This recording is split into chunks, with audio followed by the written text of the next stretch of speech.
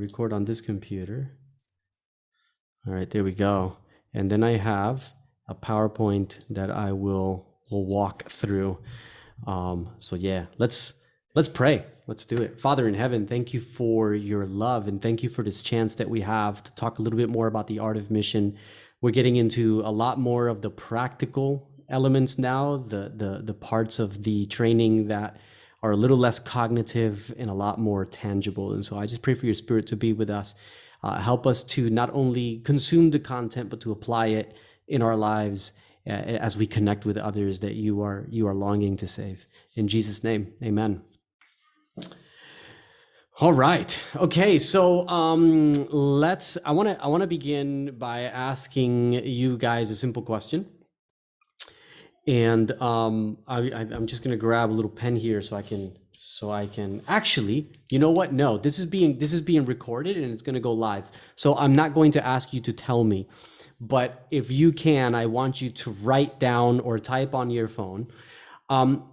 Think of someone that you want to know Jesus. A person in your life who is within your sphere of influence. So not someone who's outside of that sphere, who you cannot approximate or be close to or relationship wise. Someone that is in your proximity. You can actually tangibly do some of the things we'll talk about. So that would generally mean someone local, right? So think about that. Think about that name, write that name down or type it on your phone. And what I'm going to do now is, as we talk about some of these different steps that I'm going to share, I'm actually going to invite you to apply at least one or two of them in the next week or two. And then we'll just come back and share with each other, because this content, it doesn't really, you're never really going to learn it until you're actually doing it. So just watching it on a screen is good, but it becomes a real lived experience and real wisdom when it begins to be applied consistently in your life. So we'll start small. And the invitation then is that you take these postures and these rhythms of missional living and you just completely reframe the way you live so that these things are a consistent reality or a consistent practice in your life. And yes, sometimes that means actually changing the way we live. It means changing our priorities, changing the way we schedule things. This is, the missional call of Jesus is an all-encompassing call. So it can't be, what's the word I'm looking for? Compartmentalized. And I think that tends to be one of the challenges we have, which is one of the reasons why we struggle to connect missionally with our neighbors in modern Christianity, is we have learned to compartmentalize the things of God to a church service on the weekend, rather than living each and every day in the kingdom and being the church in everywhere we go. So that's an absolutely essential part of this, is to really think deeply about, what do I need to completely reframe and shift in order for these things that we're talking about to go from mere knowledge to an actual lived experience that is amplified, daily, weekly, monthly, yearly for the rest of your life. So does that make sense? Yes. All right, fantastic. So hopefully you guys wrote names down there. I'm not going to ask you to tell me what they are, because obviously this is going to be posted on YouTube, and that could be awkward. But definitely write the names down or type them on your phone. Okay, so what I'm going to do now is I'm going to open up this PowerPoint. Let me share my screen with you guys, and here we go. We are not in How to Share When They Don't Care Part 2. We are actually in the top 5 do's and don'ts of sharing your faith. I forgot to update that screen earlier. Okay, so let's do a quick little recap on our map here. Walk me through this, guys. What are we looking at here?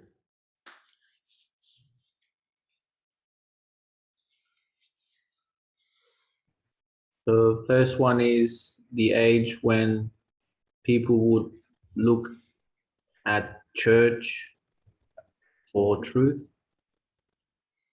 That's right. Yep. Very well said, David. Very well said. The age where people will look at church for truth.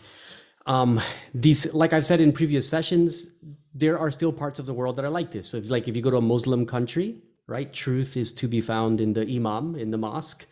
And if you go to countries that are predominantly Catholic, it's still like that.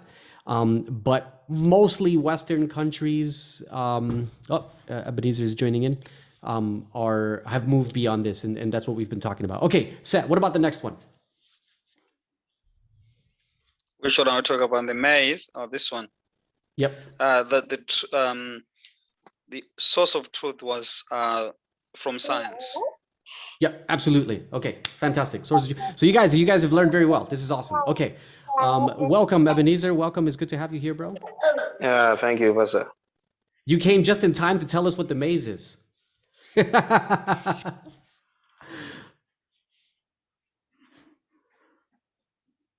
don't know if. Oh, there we go. So the maze was. I was going to say it's okay. Your son has told us already. He got it right. So I think it was a period where truth was more like relative. My truth was different from your truth. What's your truth? What is truth is more like how you define it. Yep. And absolutely. it got to a point where it felt like maybe there's nothing like truth. So yeah, maybe there's nothing like truth. So I think that was the period of the maze. Absolutely. Very well said, man. Very well done. So yeah, absolutely. And remember, the key here is that the reason why we arrived at this place where people were questioning if truth was even real is because the concept of truth was abused by the church, and it was abused by empire in conjunction with science, right?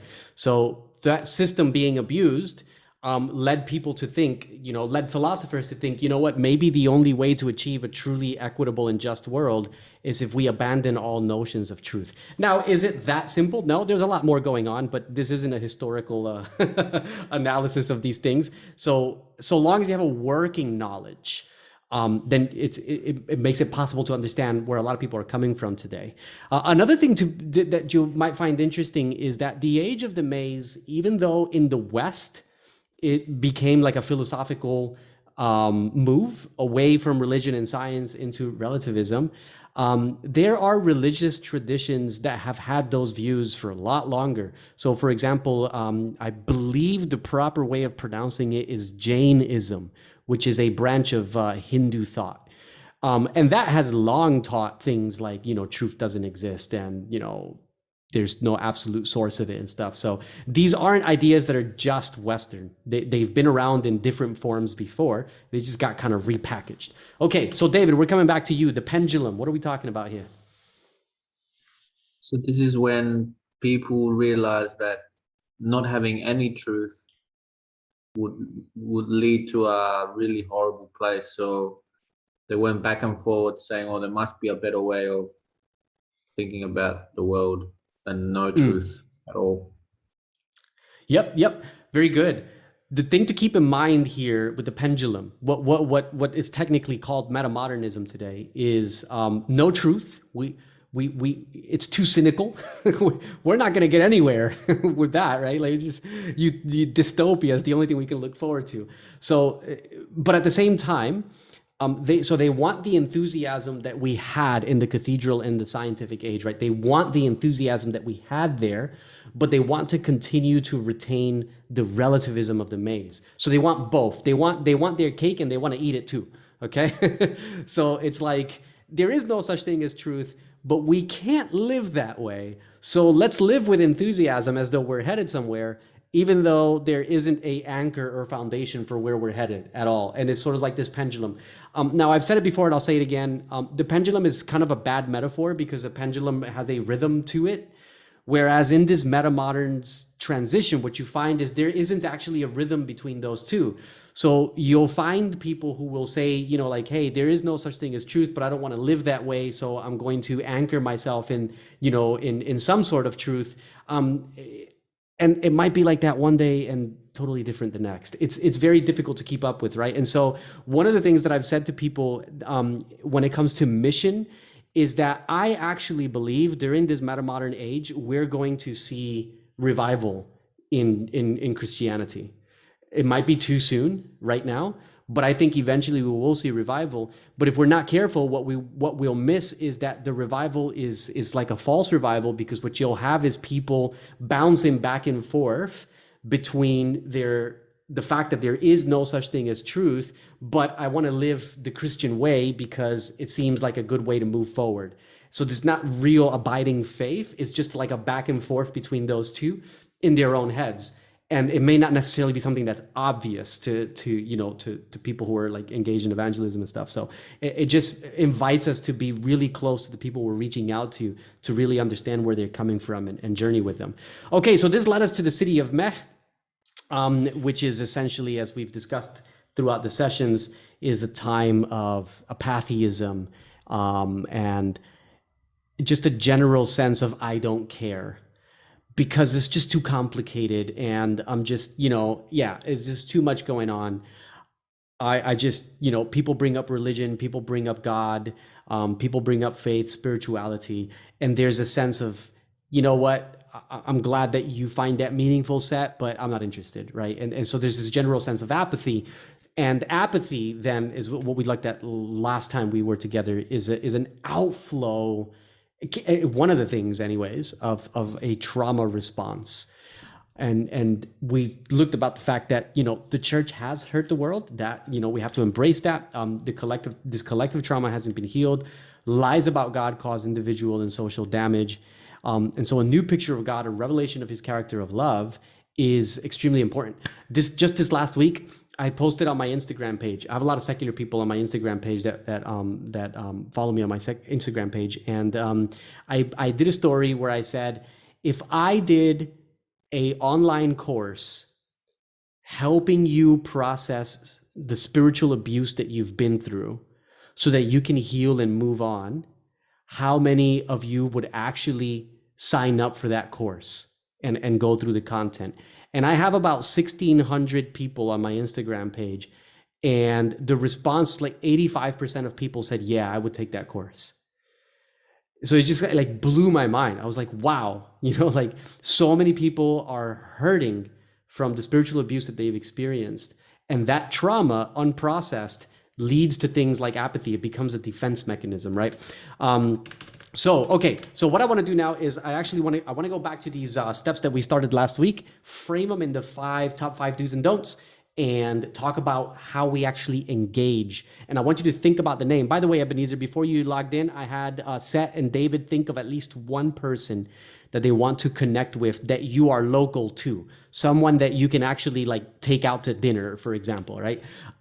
Think of at least one name. Don't tell me what it is, because this is going to be recorded and on YouTube and stuff, but just write it down. And as we go through these steps, I want to challenge you to actually apply at least one or two of them with that person. Okay, so before I go into this, I just want to pause, because I've talked a lot, and see if there's any questions or comments or anything that you want to share from what we've covered so far.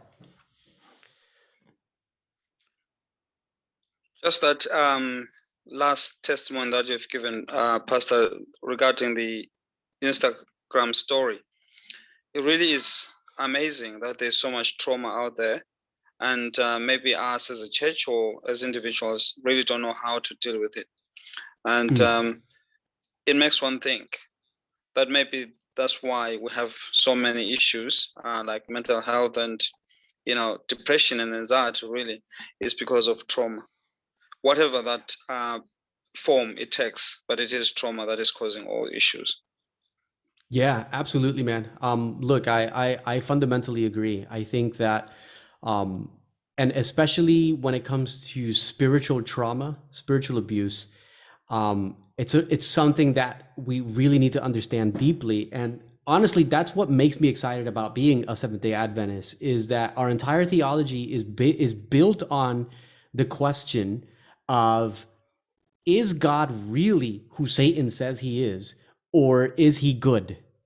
Right? Like that's the primordial question of Adventist theology, is like, what is the character of God really like? What does a revelation of his character really tell us?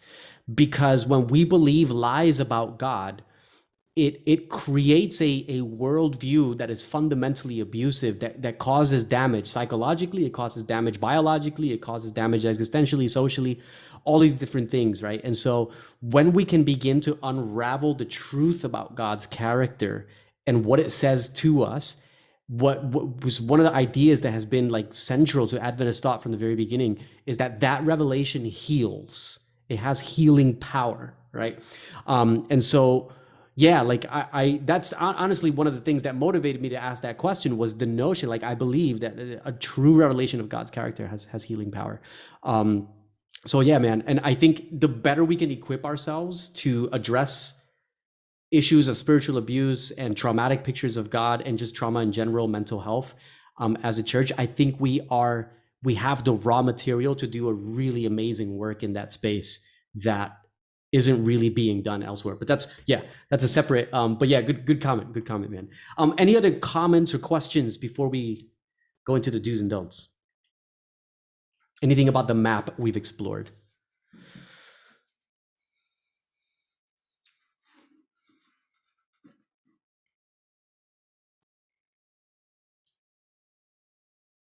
Would you have an example of spiritual abuse, like a general example? Yeah. So a very, very simple example of spiritual abuse or concepts that are spiritually abusive. Something like growing up in a church environment that tells you that God has, in his unfathomable wisdom, decided who is going to heaven before they were even born and who is going to hell before they were even born, and that if he has elected you to go to hell before you were even born, then you are destined to burn in that place for the ceaseless ages of eternity for no other reason than God said so.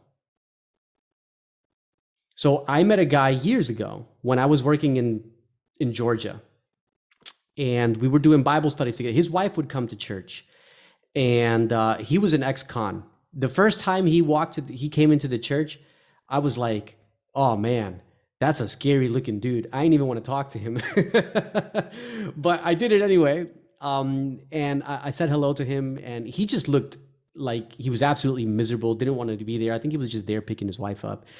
But then I noticed he started coming when I would preach. So one day I just walked right up to him, as his name was John. I said, hey, John, would you like to do some Bible studies, man? And I was shocked. He looked at me. He was like, yeah, I would love to. And then I said, well, when are you available? And he said, every day. So we started studying the Bible together and unpacking the character of God. And no lie, he said to me, he's like, look, when I was growing up, I was always taught that God chose who was going to heaven and who was going to hell before they were even born. And I believed, because his life was a mess, he grew up in a broken home and lots of drugs in his environment. And so he concluded God must have selected that I would be the bad guy. He must have, because look at how messed up my life is. He must have picked me to be one of the people who are the bad guys. And so I guess I have no choice but to just be a bad guy. And he got into a mess in his life. He ended up in prison, all kinds of stuff. It wasn't until much later, he was about 50, maybe close to 60 at the time that we started studying the Bible, that he finally realized like that wasn't true. You know, all that pain and all that suffering in his life, it wasn't entirely because of this idea, but it was deeply fueled by this idea. So that's one example. There's many others. But does that help, David? Yep. Thank you so much. Yep. Absolutely. Yep. So there's many others, and I'll share one of the resources that I'm going to email to you guys, because there'll be some PDFs that I'll email you, as well as the resources that I'm getting from the ABC. One of them will actually have like a PDF that just has examples of different ways in which people have experienced spiritual abuse, and then some tips on how to engage them and help them find healing from a lot of those ideas. Okay, so look, if there's any other questions about the map, about the postmodernism, all that stuff, feel free to throw it in anytime. I'm going to go through these top 5 do's and don'ts before we run out of time. And keep in mind that person that I told you to to pray over and reach out to. So we saw this last week. When you're dealing with a culture that is fundamentally apathetic toward things to do with God, you have to begin by gaining trust. That's the very, very, very first step, right? Like if you meet someone, a person in your neighborhood, a person at work, a person at your school, whatever it might be, you want to share the gospel with them. The number one thing you have to do is build trust. And you can't build trust with people who are deeply apathetic and just turned off by things to do with religion by giving them a gospel tract or by just handing them a book about spiritual things. That's usually the way to ensure that they never talk to you about it again. The number one, and I say that because I've done it. Like I've done it plenty of times. I still remember a few years ago, my wife met this lady, a fellow student in the course she was doing. This was many years ago. And they got to talking, and the lady had like all these spiritual questions. And so Candace went on Audioverse and she found this sermon and she emailed it to her. Oh, listen to this sermon.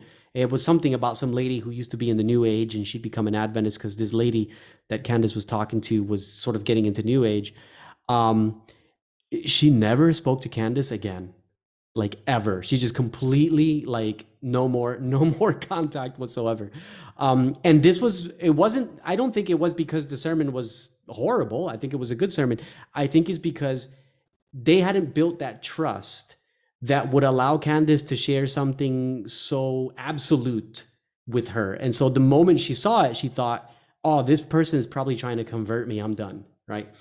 So when you're dealing with that really volatile context, the very, very, very, very first thing you have to do is spend time building trust. And here's the thing, this can take years, all right? It can take years in this current climate, this current scenario. So we have to be open to that. This is why I said like missional living is a reorientation of your entire life. We have to be open to the invitation of just years of relationship building and loving on people. And throughout those years, you're not giving them any Bible studies or, preaching or anything like that. It's just building that relationship. So I shared this last week, the Bell's model of connecting with people. Bless, eat, listen, learn, and share. And what I want to challenge you guys to do is think about the person whose name you've written down. And what I want to challenge you to do over the next week or two is just do those first two. The first one is bless. Think of a way that you can bless that person. And it doesn't have to be dramatic. It could be as simple as a compliment. All right. Affirmations are a way of blessing people. Gifts are a way of blessing people. Help, like just showing up to support them in something is a way of blessing people. Just bless someone, right? Bless that person that you're thinking of. And the second one is eat. Like just eat with them at least once, like just sit down and share a meal and get to know them.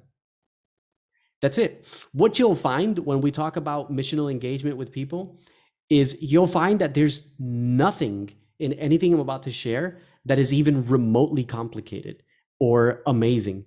It's the opposite. It's so simple.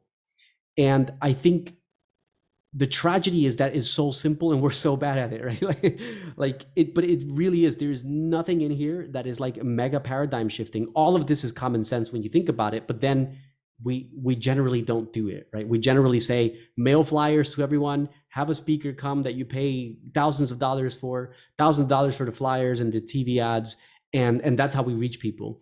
And I'm not knocking that and saying that it's evil or anything like that, but what happened to that personal engagement, right? That's the point I'm trying to make. So think of that person whose name you wrote down. How can you bless that person? And can you spend at least one time in the next couple of weeks to just eat with that person and get to know them as you eat? All right.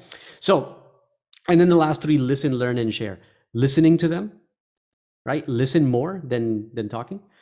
Learning from them, because we can learn from other people, and sharing life with them. This isn't sharing doctrine or sharing religion. It's just sharing life, sharing that life space.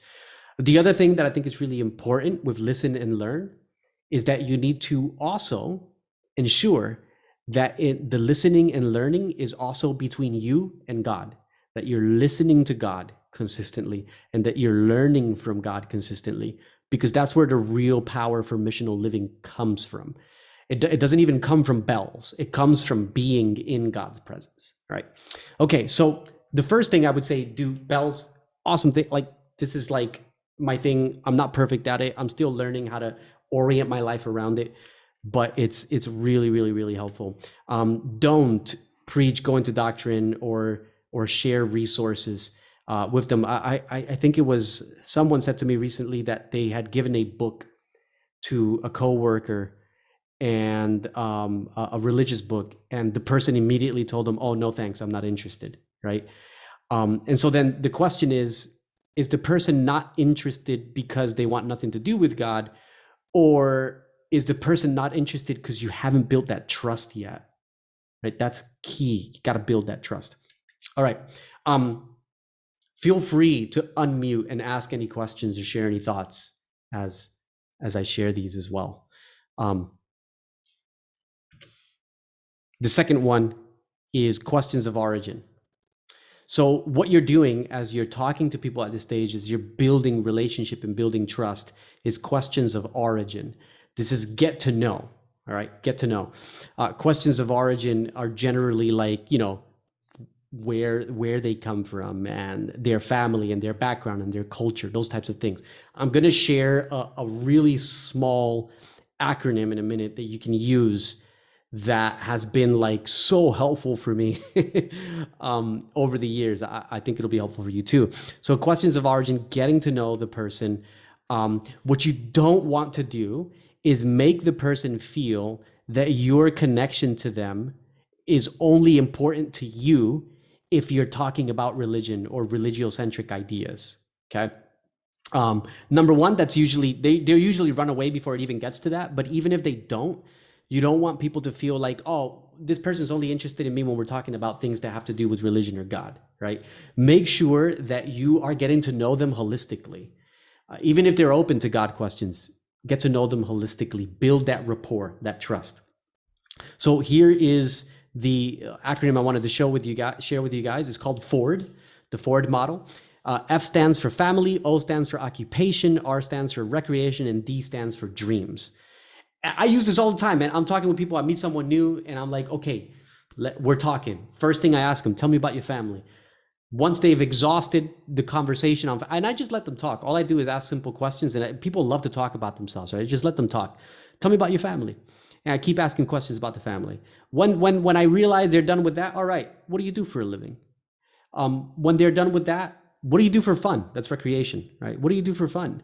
When they're done with that, what are your dreams? Like what do you want to accomplish in life? So there's two things that you're doing when you engage people at this level and you're having these conversations with people. Notice there's no Bible study here. And there's no doctrinal information being communicated here. But you are already discipling this person. Because discipleship begins by modeling the way of Jesus. Not by communicating information, right? It's by modeling the way of Jesus. You're leaning into this person's life with authentic interest in a world where people don't care about anything but themselves. You're already weird, okay? You're already doing something out of the ordinary. And so number one, you're modeling the way of the kingdom already. You've already begun discipling them. They don't know it yet, but it's already started. Number two, you're building rapport. That's that trust, right? You're establishing rapport with the person. That's the trust. And there's a third one. I said two, but there's actually three. The third one is when you get to dreams, that actually opens the door to go into step two. So we've only been looking at step one. Dreams opens the door to go into step two. Now, before I even go to step two, I'm going to pause and just see if anyone has any thoughts or questions, and then we can look at step two.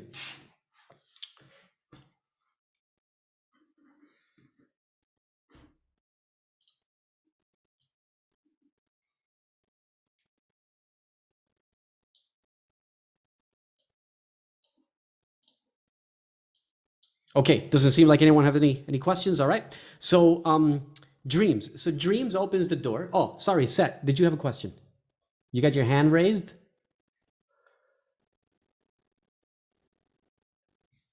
Yes, sorry. I just wanted to check. How easy is it that someone can just talk without asking the same question back?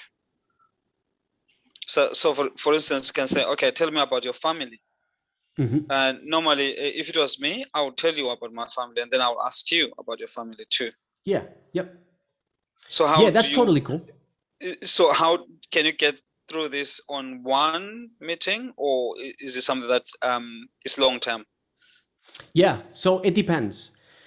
It depends on the person. So if someone asks me about, because remember, the objective in the connection is to have an authentic connection, not to get through the 4 letters, right? Because that's just formulaic. So yeah, look, if the person wants to engage in conversation and want to talk about family, they ask me questions about my family, I just talk like a normal human being.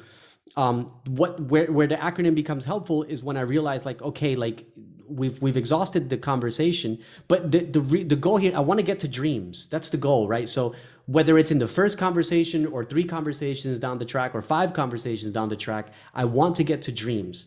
Because if a person's not willing to share their dreams with you, you literally cannot go any further, right? This is where the vulnerability, opens up. So you want to get there, and the person's not going to share dreams with you if they're not, if they don't trust you. So yes, it depends. There's no formula. For some people, I might be able to get through it all in one sitting. For other people, it may take multiple times of getting together and hanging out before I can actually get through it all. Does that help? Yes, it does. Okay. All right. Awesome. Okay. So I'm going to move into step 2 now, which is becoming curious. All right. So the first one is they're trusting. They're building trust, and you're primarily focusing on their story. Okay. The second one is now you're helping them to build curiosity, and you do that by focusing on their values. So that's where the dreams, when you talk with someone about their dreams, you get to discover what's really important in life to them, and you get to be in that space with them. Now, this is a difficult one. I'm not going to lie. This is a difficult one for a lot of people who've been in church their whole life, because we tend to think that, well, let me put it this way. Some people's dreams we're not very comfortable with, right? If someone says to you, oh man, my dream is to own my own pub someday, right? Like, we're not very comfortable with that. We're like, what do I do now, right? But what I want to challenge you to do is to always look beneath the surface at what is deep. This is where the values, right? What's deeply at play here? Like, why does this person have that dream? What are the underlying things that are feeding it? And what you'll find is, even in the underlying, you'll see the fingerprints of God. And this is usually in their values. Like, what are the values that drive those dreams? What is, it could be something as simple as, my granddad used to own one, and I just absolutely adored him as a kid, and I want to follow in his footsteps. Well, yeah, we may not sort of gel with the whole pub thing, but we can gel with a kid adoring his granddad, right? And we can focus in and see God at work there. So just as an example, because people's dreams are not always going to be something that you find comfortable, is the point I'm saying. So what you're doing in this second phase is you're focusing on questions of purpose, right? Why a person is here on this earth, why they exist, what their dreams are, what their aspirations are, what they're aiming for. What you don't want to do is take this as an opportunity to exhibit a Messiah complex. Oh, this person has these dreams and these desires and these visions. So, this is like, what's the word I'm looking for? A crevice in their wall through which I can sneak in my religious message. Don't do that. It's an automatic, you're gone, right? Because it comes across as a Messiah complex. So if someone says to me, hey, I have this dream, like I'd love, one of the guys I'm discipling, the breakdancer, he told me recently, I'd love to open up a center to help kids who are at risk.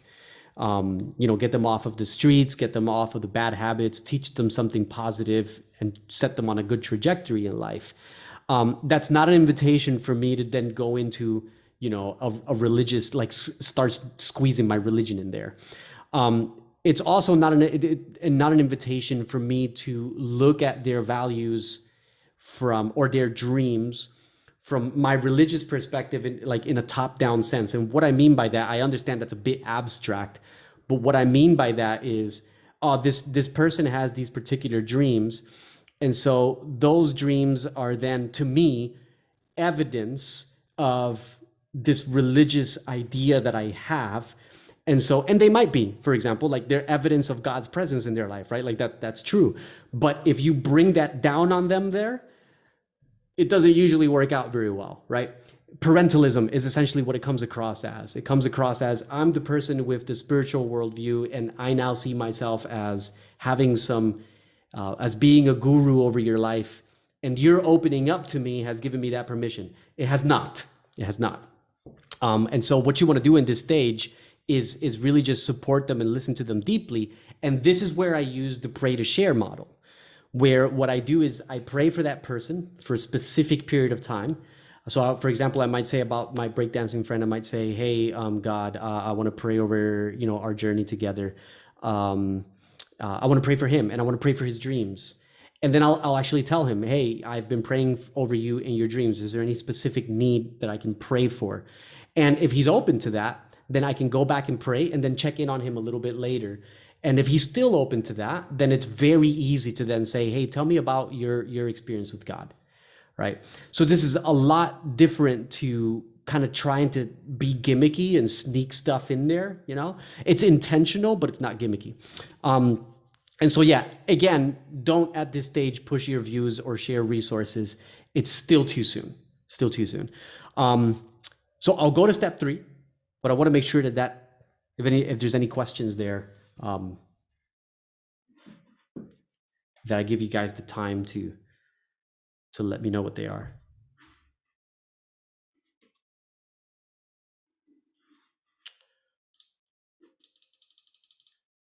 Okay, so I'm going to move on to step 3. Now, listen, I need to make this really clear. This is sort of like an overview of what it generally looks like to engage with post-church people who are in that sort of meh experience when it comes to things about God. But this is not a formula. It doesn't always work this way. And use it as a general guideline, particularly for, especially for what things not to do. That'll definitely shoot you in the foot. But always remember, human beings are complicated, and you can't bracket people. Sometimes people will be in step 1, 2, and 3 at the same time. Like it's just you can't bracket people into little boxes. It's a helpful general guideline, not a formula. All right, I'm gonna go to the 3. Oh yes, there is so much more I want to tell you, but you can't bear it now. Jesus, John 16:12. I remind myself of this all the time when I'm discipling someone. Just because they've opened up a bit and they've shared some dreams and visions doesn't automatically mean that they're ready for the full spiel of, everything that I know as an Adventist. People need to go slowly on the journey. So, all right, number 3, opening to change.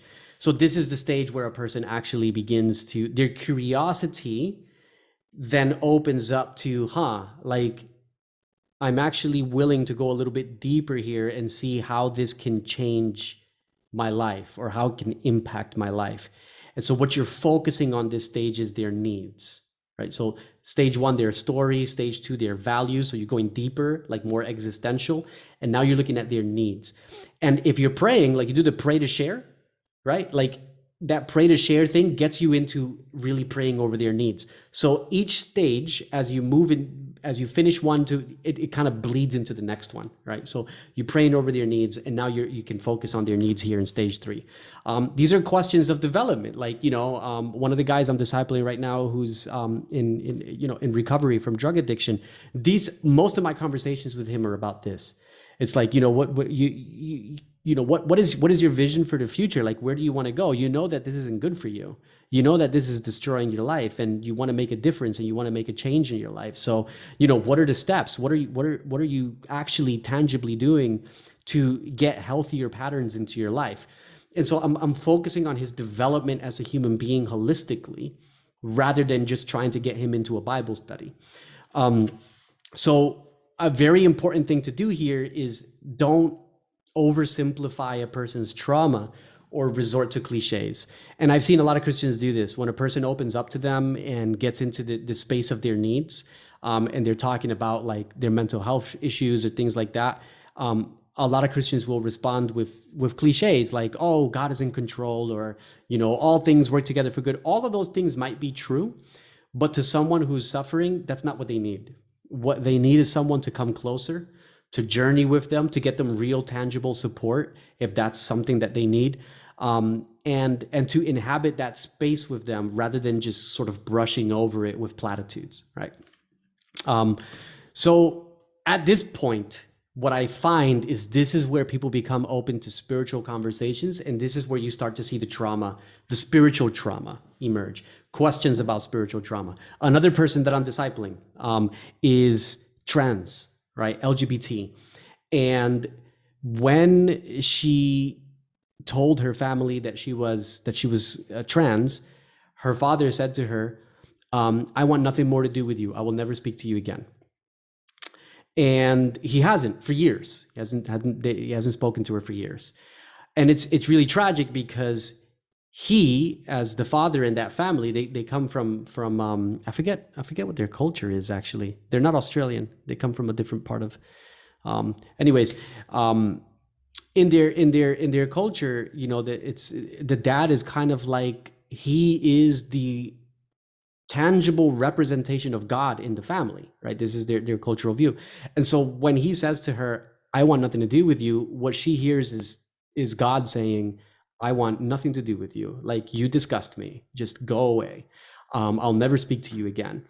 And so I'm going on this journey with her to try and help her understand the character of God and his heart for her, even in this experience and this journey that she's has right now. And yes, it's really, really sad. And so in these conversations that I'm having with her, the trauma is coming out, right? And sometimes what I have found is doctrine is a really, really good thing for helping people understand the character of God if you share it the right way. So the word doctrine, I think I might have shared this with you guys last time. The word doctrine comes from a Latin word that actually it can mean either teaching or doctor, right? Etymologically, they're related. And so historically, people, especially when that language was still alive, perceived of the idea of doctrine with those two intention, a teaching and a doctor. And so this meant that for people, a doctrine was a healing teaching. That's what when you say doctrine, what you're actually saying is healing teaching. Not just teaching, but healing teaching. And so if we approach doctrine as a way to prove to people that they're wrong and that we're right, you miss the opportunity to provide healing teaching. But if we engage doctrine in a way that actually, how can I share this in a way that is like a balm to their suffering? It's like a balm to their trauma, right? That's a totally different experience. And so that's one of the things I found as I share and as I journey with all kinds of people, like all kinds of people. And I love it. It's I'm kind of like a nerd when it comes to that. Like, I just love doing it. But when you're journeying with them and you get to talk about the Sabbath, it's like, well, when you're dealing with someone who's, you know, processing trauma, the question, and this is very true for every secular person I've ever studied the Bible with since I came to Australia for like the last 7 years. And even when I was in the US too, because I had a lot of secular friends when I was in the army that I would share my faith with. A perfect example of the Sabbath. I've never been asked by anyone, any secular person, millennials, Zeds, young people, I've never been asked, why do you guys go to church on Saturday and all those people go to church on Sunday? No one's ever asked me that question. Maybe they've asked you, but the reason for that is that that's the kind of question that is more important to someone who's in the age of the cathedral mentally, right? They inhabit that space in their mind mentally. They have a religious background. They'll find that question interesting. Someone who's in like the meta-modern, like the city of Met, they don't care. Like, the Sabbath is Saturday for you and it's Sunday for them and it's Wednesday for the other guy, and they're all right. Like, it's, you know, it's not a question of interest to them. So when I talk to them about the Sabbath, I have to see, how does this teaching actually bring healing into their life and frame it that way? And now it becomes meaningful. It's like, oh, when God created humanity, rather than, their very first full day of life was a day of rest, because God wants to be in relationship with people. And he designed us to walk with him in relationship, that our value doesn't come from what we do, but just from being in relationship with him. And that your value doesn't come from what you do, but your value comes from who you are as a human being, not from the things that you produce or the things that you do. There's healing power in that, right? Does that mean you never talk about the other stuff? Of course not. Like, you can later on when it becomes a meaningful point, but at the beginning, you're really focusing on how these ideas can heal people's traumas. And then, why isn't this, here we go. Don't defend the church and its actions. The church has hurt people. And yes, there is a true church and there is a false church. We get that. And later on, as you journey with them, you can help make that distinction. But early on, if a person has experienced church hurt, they have God scars because they were raised in a church that was, abusive or had taught abusive ideas, defending the church or trying to help them see that there's a true church and a false church, it just comes across as you're not really listening to my pain, right? So yes, at some point you do have to make that clear, but just, I have many things to tell you, but you cannot handle it yet, right? Always remember that. So what you want to do at this stage is really say, look, I hear where you're coming from, and I'm really sorry that you've been through that. And then you can be the church for that person, and they'll begin to see a different picture of God, not through a defense, but through your actions, through the way in which you relate to them.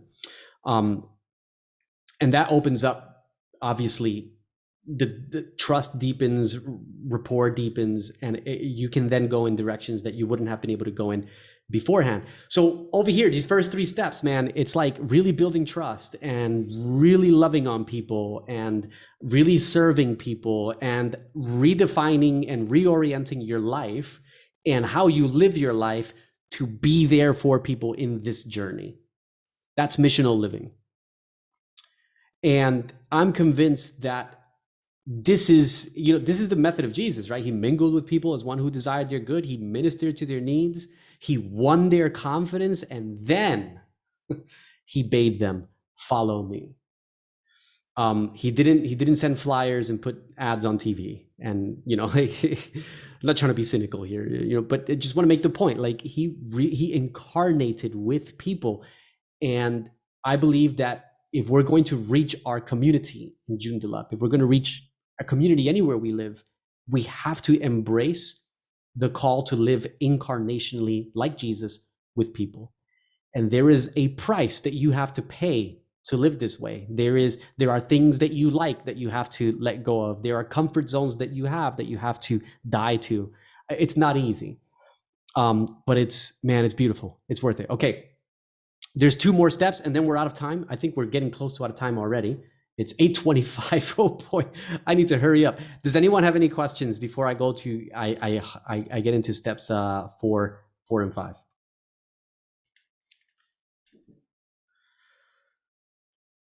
All right. Doesn't appear to be any questions. Okay, I'm gonna go ahead and go into straight 4 and 5, and that way I can let you guys go at a good time. So step 4. This is the stage of the discipleship journey. Remember, you've been discipling them from step 1. Right? Discipleship begins with modeling the kingdom, not with teaching doctrine, right? So you've been discipling them from step 1. If you were to tell this person whose name you wrote down, you've gone on this journey with them, if you were to tell them to go out and reach someone else, and they said, I don't know how, you could actually say, yes, you do. Just do what I've been doing. You've already seen it. You've seen it in action. And you can go do it with someone else now. One of the reasons why so many people in our church nowadays struggle to reach out to their friends is because they think that reaching out to people involves the communication of data and information that they're not gifted at doing. And so it's like, if reaching out to people is a matter of how good you can explain certain teachings in the Bible, then only certain people are ever going to be able to do that. But if reaching out to people is about being human and being incarnate and listening and eating with them, and being there for them, man, anybody can do that. you know? Okay, so number 4, seeking after God. This is where a person actually now becomes open to seeking after God. And at this stage, what they're going to be doing is, you know, what you want to do is questions of investigation. Now, why questions of investigation? What I challenge you to do at this stage is ask them questions that make them think. Don't tell them what to think. All right. The post to meta modern world, the generations that we have around us now, the moment they get the sense that you're trying to tell them what to think, they start to shut down. Don't tell them what to think. Ask them pointed questions. And the only way that you can ask them really deep questions about the things they're wrestling with is if you have asked really deep questions about the things you believe.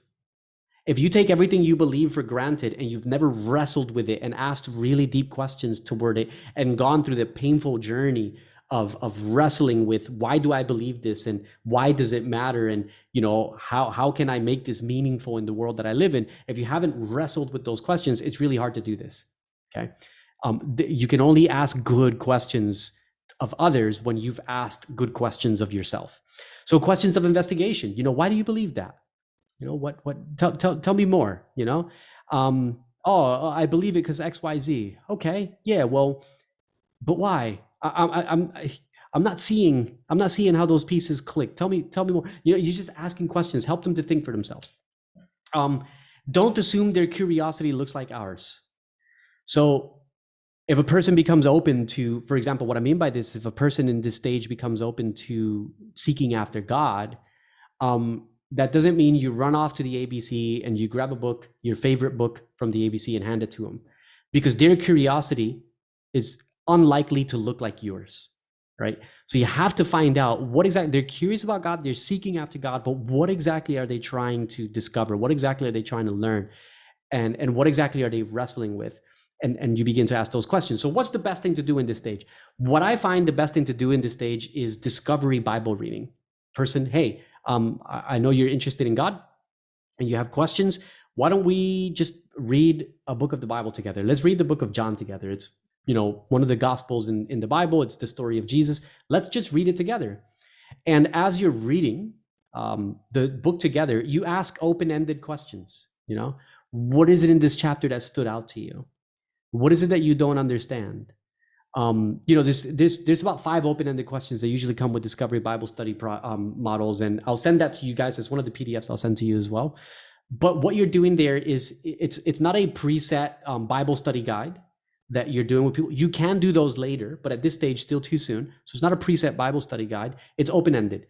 You're going through scripture, you're allowing them to experience, you're allowing them to think for themselves. And this is really good because when they actually become members of the church, when they actually give their life to Jesus, they are Christians who can stand on their own 2 feet in their own walk with God, and not people who are dependent on someone constantly feeding them. And that's part of the discipleship journey. All right, let me hurry here. I got so much more to say, but we're out of time. They're open to church engagement at this point, okay? Don't invite them to church at step 1. It's usually too soon. Again, this isn't a formula. Sometimes people at step 1 will tell you to take them to church. So don't be too stringent on it. But generally speaking, this is the stage where a person becomes open to church engagement. And you can start to share resources with them at this point, but don't share resources uncritically. Because some of the resources that you'll find, especially some of the older ones, tend to have a language or an approach to sharing certain ideas in the Bible that actually reinforce a lot of the, what's the word I'm looking for? A lot of the negative experiences that they've had in the past. So certainly use resources, but don't do it uncritically. Like I've said to you guys before, I got one of the guys I'm discipling right now, Buddhist guy, someone at Vic Park Church gave him a book. I don't even know what book it was. It had all these pictures in it that, you know, those really old religious pictures that like from like the 1800s. And he was like, oh man, I don't think I want to be around these people anymore. What is he still interested in God? Of course, like I'm still discipling him, and we get together all the time, and you know, we talk about God and we talk about his journey, and it's a slow process. But someone just gave him a resource uncritically. Oh, you're coming to church, you're interested in God, here, have this book. And it was bad. So okay, entering the kingdom. This is the invite. This is where you actually get to the stage where you can actually invite someone to give their life to Jesus, to surrender themselves to him. Questions of commitment are the thing you're focusing on here. You want to encourage them and inspire them to see their walk with God, not as, oh, I'm joining a church and putting my name on a list, but you're committing yourself to living the kingdom of heaven, to living missionally with the people that you know in your world. And in this way, the missional living, it just exponentially multiplies because each person is discipling the other. So don't assume traditional Bible studies will do it in this sense. There are different kind of Bible studies you can get at the ABC, and some of them are designed for specific context, others are not. So for example, one of the Bible studies that I've used in the past that's really good, that I would never use in Australia, is Search for Certainty. I think it's called Search for Certainty by Mark Finley.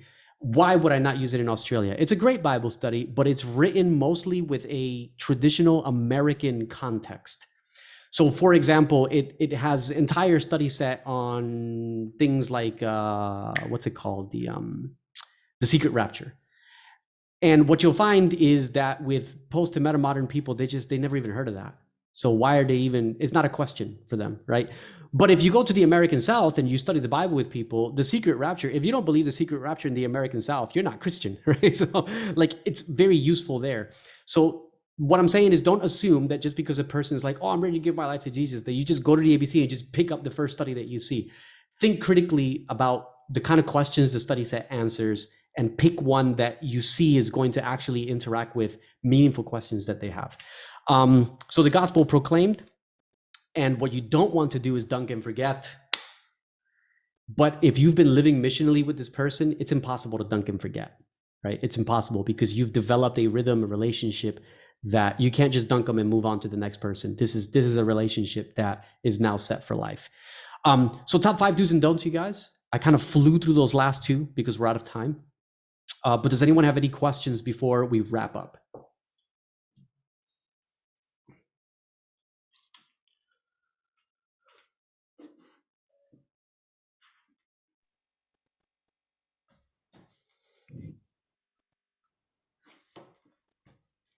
Okay, doesn't look like there's any questions. That can mean one of 2 things. My presentation was so clear that there's just no need to ask any questions, or it was so boring that everyone fell asleep. I'm just kidding. Okay, as we wrap up, guys, here's what I want to do. I want to invite you guys back to those names that you wrote down, and I want to challenge you in the next 2 weeks, bless that person. Find a way to bless that person. It doesn't have to be dramatic. It can be something simple, and eat with that person. All right, just do that. That's it. And we get together. We will be again together next week because this was meant to be the week off. Last week was meant to be our meeting, but I had to cancel last week. So we're together tonight, and we will be again together next Friday night at 7 p.m., not 7:30. So I'll see you guys then, and we'll build a little bit more and get ready to share a lot more in that next one because you guys are going to be talking a lot more than me in that next one. Okay, guys, I will now set you free to enjoy your evening. Thank you so much. Thank you. Thank you Good very night much. and have supper. Yeah. Same to you guys. Same to you. God bless. See you tomorrow. See you then.